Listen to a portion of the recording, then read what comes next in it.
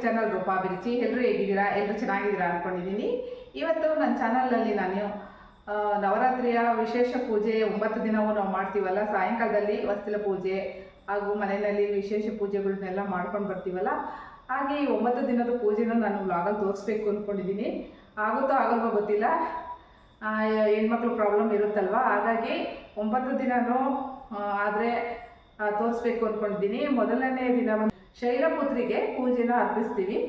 ಗುರುವಾರ ಬೃಹಸ್ಪತಿಯ ವಾರ, ಇದು ಹಳದಿ ಕಲರ್ ಬರುತ್ತೆ ಅಂತ ಹೇಳ್ತಾರೆ ಇವತ್ತು, ಹಾಗಾಗಿ ಹಳದಿ ಕಲರ್ ಸ್ಯಾರಿ ಹಾಕೊಂಡಿದ್ದೀನಿ. ದೇವ್ರ ಪೂಜೆ ವಸ್ತ್ರ ಪೂಜೆ ಮಾಡಿದ್ದೀನಿ. ಯಾವ ರೀತಿ ಮಾಡಿದ್ದೀನಿ ಅಂತ ತೋರಿಸ್ತೀನಿ, ನೋಡ್ಕೊಂಡು. ಮೊದಲನೇ ದಿನದ ಶೈಲಪುತ್ರಿಯ ಪೂಜೆಯನ್ನು ನಾವು ಪ್ರಾರಂಭ ಮಾಡಿದ್ದೀವಿ. ಸಾಯಂಕಾಲ ಟೈಮು ನವರಾತ್ರಿಯಲ್ಲಿ ದಿನ ವಸ್ತುಲು ತೊಳೆದು ವಸ್ತುಲು ಪೂಜೆ ಅಂತ ಮಾಡ್ತಾರೆ. ಹಾಗೆ ಅಖಂಡ ದೀಪ ಪೂಜೆ ಅಂತ ಕೂಡ ಮಾಡ್ತಾರೆ. ಅಖಂಡ ದೀಪ ಪೂಜೆ ನಮ್ಮ ಮನೆಯಲ್ಲಿ ಯಾವತ್ತೂ ನಾನು ಮಾಡಿಲ್ಲ, ಹಾಗಾಗಿ ಅದ್ರ ಬಗ್ಗೆ ಗೊತ್ತಿಲ್ಲ.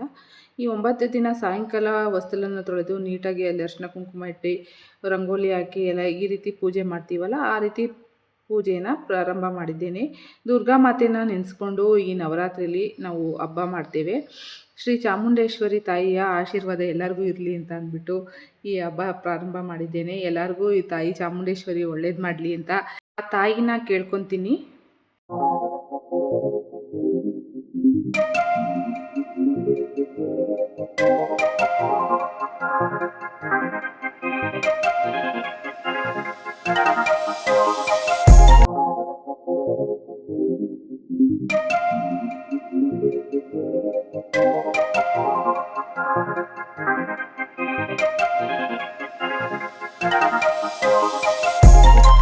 ಹೀಗೆ ವಸ್ತುಗಳನ್ನೆಲ್ಲ ತೊಳೆದು ಅದಕ್ಕೆ ಅರಿಶಿನ ಕುಂಕುಮ ಇಟ್ಟು ರಂಗೋಲಿ ಹಾಕಿ, ಮತ್ತು ಮನೆ ಬಾಗಿಲಿಗೂ ಕೂಡ ನೀಟಾಗಿ ಒರೆಸಿ ಅಲ್ಲೂ ಕೂಡ ರಂಗೋಲಿ ಹಾಕಿ ರಂಗೋಲಿಗೆ ಕಲರ್ ಕೂಡ ಹಾಕ್ತಾಯಿದ್ದೀನಿ. ಈ ರೀತಿಯಾಗಿ ಎಲ್ಲ ರೆಡಿ ಮಾಡ್ತೀವಿ. ಮತ್ತು ಹಿಂದೆ ತುಳಸಿ ಗಿಡ ಇದೆ, ಅದಕ್ಕೂ ಕೂಡ ಅರಿಶಿನ ಕುಂಕುಮ ಇಟ್ಟು ರಂಗೋಲಿ ಎಲ್ಲ ಬಿಟ್ಟಿದ್ದೆ. ವಸ್ತಲಿಗೆ ಹೂವು ಎಲ್ಲ ಇಟ್ಟು ಅಲಂಕಾರ ಮಾಡಿ ಅದಾದಮೇಲೆ ನೆಕ್ಸ್ಟು ನಾನು ಪೂಜೆಗೆ ರೆಡಿ ಮಾಡ್ಕೊತಾ ಇದ್ದೀನಿ. ಪೂಜೆಗೆ ಮೊದಲು ಸ್ವಲ್ಪ ನೀರು ತೊಗೊಬೇಕು. ನೀರು ತೊಗೊಂಡು ವಸ್ತು ಕಡೆಗೆ ಎಲ್ಲ ಕೆಳಗಡೆ ಎಲ್ಲ ಚಿಮ್ಕಿಸ್ಬೇಕು. ನೀಟಾಗಿ ಚಿಮ್ಕಿಸ್ಕೊಂಡಾದಮೇಲೆ ಅದಕ್ಕೆ ಮತ್ತೆ ಅರಿಶಿನ ಕುಂಕುಮ ಎಲ್ಲ ಇಡ್ತೀವಿ. ಈ ರೀತಿ ಅರಿಶಿನ ಕುಂಕುಮ ಎಲ್ಲ ಇಟ್ಟಾದಮೇಲೆ ಮತ್ತೆ ವಸ್ತುಲ ಮೇಲೂ ಕೂಡ ಅರಿಶಿನ ಕುಂಕುಮ ಇಡ್ತೀವಿ. ನಾವು ಅಲ್ಲಿ ಕಾಸು ಹೊಡೆದಿರ್ತೀವಿ ಅಲ್ವಾ ವಸ್ತುಲ ಮೇಲೆ, ಅಲ್ಲಿ ನಾವು ಅದಕ್ಕೆ ಅರಿಶಿನ ಕುಂಕುಮ ಇಡ್ತೀವಿ. ಅರಿಶಿನ ಕುಂಕುಮ ಇಟ್ಬಿಟ್ಟು ನಂತರ ದೀಪ ಅಂಟಿಸ್ತೀವಿ. ದೀಪ ಅಂಟಿಸ್ಬಿಟ್ಟು ನೆಕ್ಸ್ಟು ಅಕ್ಷತೆ ಕಾಳನ್ನ ಹಾಕ್ಕೊಂಡು ಬರ್ತೀನಿ ವಸ್ತುಲಿಗೆ.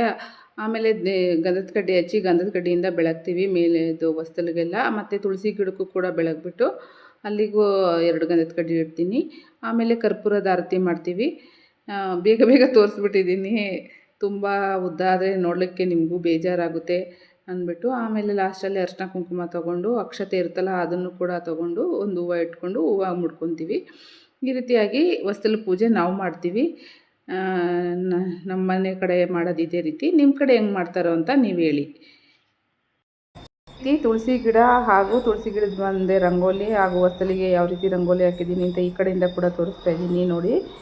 ಈ ರೀತಿಯಾಗಿ ನೀಟಾಗಿ ರಂಗೋಲಿ ಹಾಕಿ, ರಂಗೋಲಿ ಬೇಗ ಬೇಗ ಆಗಬೇಕು ಅಂತ ಅಂದ್ಬಿಟ್ಟು ಚಿಕ್ಕ ರಂಗೋಲಿ ಪ್ಲೇನ್ ರಂಗೋಲಿ ಹಾಕಿದ್ದೆ, ಚಿಕ್ಕ ರಂಗೋಲಿ ಹಾಕಿಲ್ಲ. ಈ ರೀತಿ ಇತ್ತು ನೋಡಿ. ಹಾಗೆಯೇ ದೇವ್ರ ಮನೆಯಲ್ಲೂ ಕೂಡ ಸಿಂಪಲ್ಲಾಗಿ ಪೂಜೆ ಮಾಡಿದ್ದೀನಿ. ನೈವೇದ್ಯಕ್ಕೆ ಮನೆಯಲ್ಲೇ ಮಾಡಿದ್ದ ಅಮ್ಮ ಮೈಸೂರು ಪಾಕ್ ಮಾಡಿದ್ರು, ಅದನ್ನೇ ನೈವೇದ್ಯಕ್ಕೆ ಇಟ್ಟಿದ್ದೀನಿ. ಈ ರೀತಿ ಇತ್ತು ನಮ್ಮ ಮನೆಯ ಪೂಜೆ ಸಿಂಪಲ್ಲಾಗಿ. ನಿಮಗೆಲ್ಲರಿಗೂ ಇಷ್ಟ ಆಗಿದೆ ಅಂದ್ಕೊಂಡಿದ್ದೀನಿ. ಐ ಹೋಪ್ ಈ ವಿಡಿಯೋ ನಿಮ್ಗೆ ಇಷ್ಟ ಆಗಿದೆ ಅಂದ್ಕೊತೀನಿ. ಈ ವಿಡಿಯೋ ಇಷ್ಟ ಆಗಿದ್ದರೆ ದಯವಿಟ್ಟು ಲೈಕ್ ಮಾಡಿ, ಶೇರ್ ಮಾಡಿ, ಕಮೆಂಟ್ ಮಾಡಿ ಆ್ಯಂಡ್ ಸಬ್ಸ್ಕ್ರೈಬ್ ಮಾಡಿ. ಹಾಗೆಯೇ ನಾಳೆ ವ್ಲಾಗಲ್ಲಿ ಮೀಟ್ ಆಗೋಣ. ಬಾಯ್.